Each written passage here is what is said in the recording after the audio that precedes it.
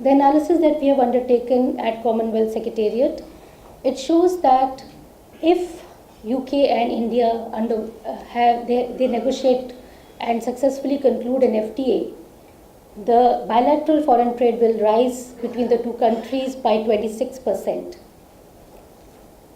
Surprisingly, what we find is that India's imports from UK will be higher than India's exports to UK, while India's imports will rise from $5.2 billion to $7.8 billion, that is almost 50% increase.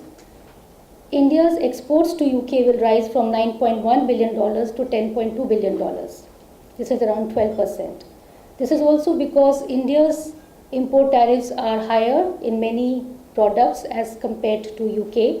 So any tariff liberalization will lead to higher market access in the country which has higher tariffs. We have also identified some new products which India can export to UK and we have estimated a market access of around $2 billion. And these are just 13 products that have been identified. In the technical session, we will go through the products and we'll also look forward to your feedback on those products. But these are the products which India exports globally, UK imports globally, but not from India.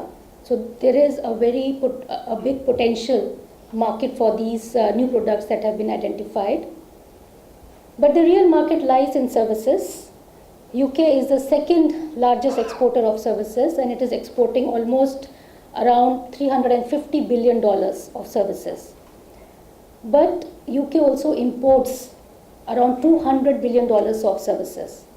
And these services are imported from countries like EU, yes, but also countries like China, Thailand, Philippines, and Malaysia. So these are the big service market which India, I think, will now have an opportunity post-Brexit to explore and to try to access this market. If you look at the services, we find that commercial services, including computer services, transport services, construction services, these are the services which UK is importing from the world, but not from India, while India is exporting these services to the world.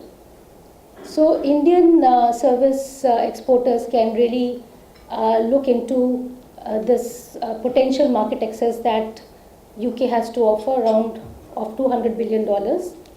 But we know for services trade to happen, there has to be more liberalization in mode 1 as well as mode 4. A well-negotiated FTA can provide that kind of an access for Indian exporters of services. And we have the Commerce Secretary here, and we look forward to her remarks on what could be the thoughts of the ministry in terms of an FTA between India and UK, and also in terms of the market access that India can look forward to after this FTA. But before I conclude my introductory remarks, I also want to share with you, Commonwealth Secretariat has done a project for the Ministry of Commerce, Department of Commerce, Ministry of Commerce and Industry, India. This is a project on India's global value chain linking LDCs. So we have identified what could be the lead products for India, where India can form its own global value chains, and how can other LDCs and neighboring countries export to India and link into the value chains. Although we estimated a potential market of around $22 billion for India's exports in 50 markets in around 35 products. To actualize that trade, we have launched India Commonwealth SME Association. And this association will provide a common platform to all Commonwealth countries to link, to share technology and knowledge, to trade, to form joint ventures, to harmonize standards. So there is a great potential in this association.